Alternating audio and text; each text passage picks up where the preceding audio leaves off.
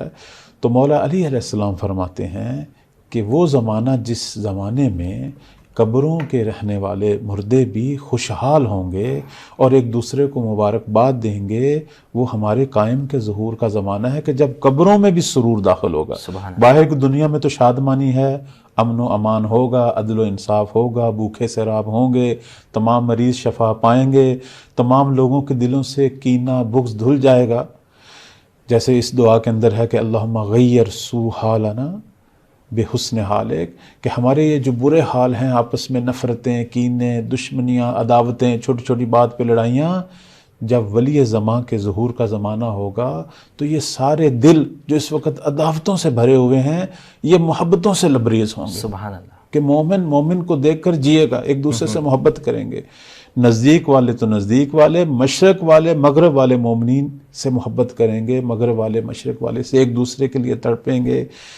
یہ ہمارے چھٹے مولا کا فرمان ہے کہ لَذَهَبَتِ الشَّحْنَاءُ مِن قُلُوبِ الْمُؤْمِنِينَ، کہ مومنین کے دلوں سے ہر قسم کا کینہ، ہر قسم کی عداوت خالی ہو جائے گی۔ یعنی جو منطقوں کے یہ آج تعصب دیکھے جاتے ہیں، قبیلوں کے تعصب دیکھے جاتے ہیں، علاقائی، یہ سب ختم ہو جائیں گے، سب ختم ہو جائیں گے۔ پوری دنیا امن اور محبت سے لبریز ہوگی، یعنی دنیا کے اندر کوئی کسی سے کسی قسم کا کینہ نہیں رکھے گا۔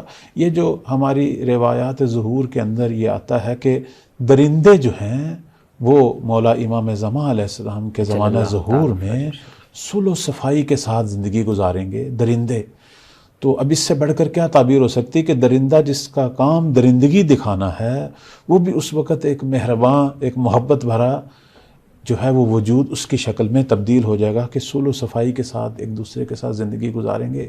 البتہ میں یہاں مومنین کی خدمت میں عرض کروں گا کہ کبھی بھی ان درندوں سے مراد یہ والے درندے نہیں لینے کہ جو جنگلوں میں رہتے ہیں، چونکہ ان کا کام درندگی کرنا ہے، یہ تو کائنات کی زیبائی اور خوبصورتی ہے۔ اگر ان درندوں نے ہرنوں کا شکار نہیں کرنا تو پھر انہوں نے کیا کھانا ہے؟ یہ تو ان کی طبیعت میں ہے، یہ ان کی طبیعت ہے، ان کی طبیعت چینج نہیں ہوگی۔ یہاں مراد انسانوں میں جو درندہ مزاج لوگ ہیں کہ جن کو تشدد، تکلیف دینے سے، اذیتیں دینے سے لطف آتا ہے، مولا کی حکومت کے صدقے یہ بھی ایک اچھے اور مہربان انسانوں کی شکل میں آ جائیں گے اور ایک دوسرے سے محبت کریں گے۔